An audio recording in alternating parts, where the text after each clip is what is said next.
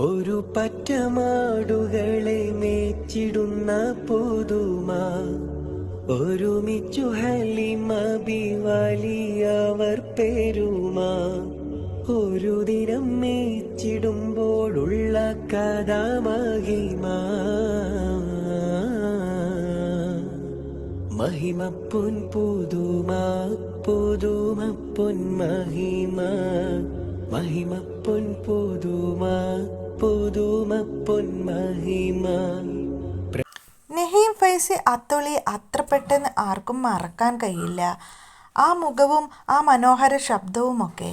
തൻ്റെ 5 സുഹൃത്തുക്കളുമായി ഊട്ടിയിലേക്ക് പോയി വരുന്ന വഴിക്ക് അപകടമുണ്ടായി.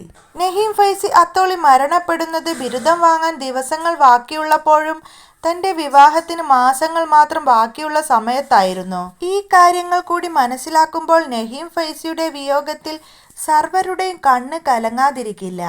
ജനുവരി 3-നായിരുന്നു നമ്മുടെ നഹീം ഫൈസിയുടെ പിറന്നാൾ. തൻ്റെ ജന്മദിനത്തോട് അനുബന്ധിച്ച് നഹീം ഫൈസി സന്തോഷത്തോടു കൂടി പാടി. ആ പാട്ട് പുറത്തിറക്കാനുള്ള ആലോചനയിലായിരുന്നു നഹീം ഫൈസി. ഊട്ടിയിലേക്ക് പോയപ്പോൾ അവിടെ നിന്നായിരുന്നു അതിൻ്റെ ചിത്രങ്ങളും മറ്റും ഷൂട്ട് ചെയ്തത്. ഈ ഗാനം പുറത്തിറക്കുന്നതിനെക്കുറിച്ച് നഹീം ഫൈസി തൻ്റെ സുഹൃത്തുക്കളോട് പറഞ്ഞിരുന്നു.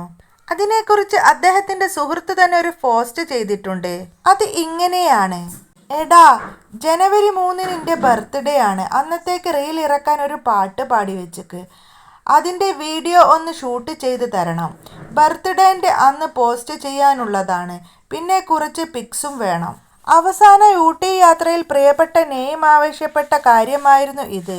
അവൻ്റെ ആഗ്രഹം പോലെ ഊട്ടിയിൽ നിന്നും 50 കിലോമീറ്റർ അകലെയുള്ള കൊടനാട് വ്യൂ പോയിന്റിൽ കോടമഞ്ഞു മൂടിയ മനോഹരമായ അന്തരീക്ഷത്തിൽ ആ റീൽ ഞങ്ങൾ ഷൂട്ട് ചെയ്തു കൊടുത്തു. പക്ഷേ മണിക്കൂറുകൾ കഴിഞ്ഞ് അന്ന് രാത്രി തന്നെ അവൻ ബൈക്ക് അപകടത്തിലായി ഹോസ്പിറ്റലാകുകയും പിറ്റേന്ന് തന്നെ വിട്ടുപിരിയുകയും ചെയ്തു. അവൻ്റെ അവസാനത്തെ ആഗ്രഹമായ ബർത്ത്ഡേക്ക് റീൽ പോസ്റ്റ് ചെയ്യാൻ ഞങ്ങളിതാ ഇവിടെ സഫലമാക്കുകയാണ്.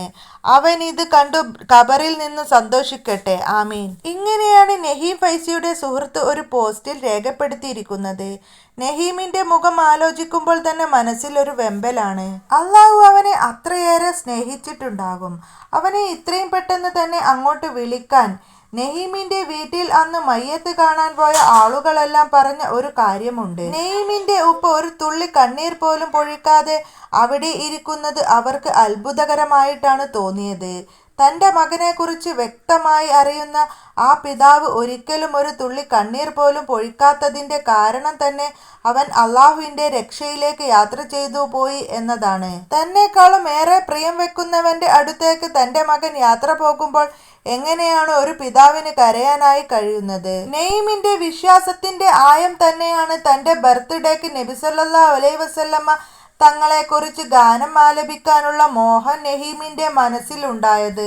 അള്ളാഹു നമ്മുടെ പ്രിയപ്പെട്ട നഹീം ഫൈസിക്ക് അവന്റെ പക്കൽ നിന്നുള്ള സർവ്വ ഗുണങ്ങളും ഏറ്റി നൽകട്ടെ എന്ന് കരളുരുകി പ്രാർത്ഥിക്കുന്നു.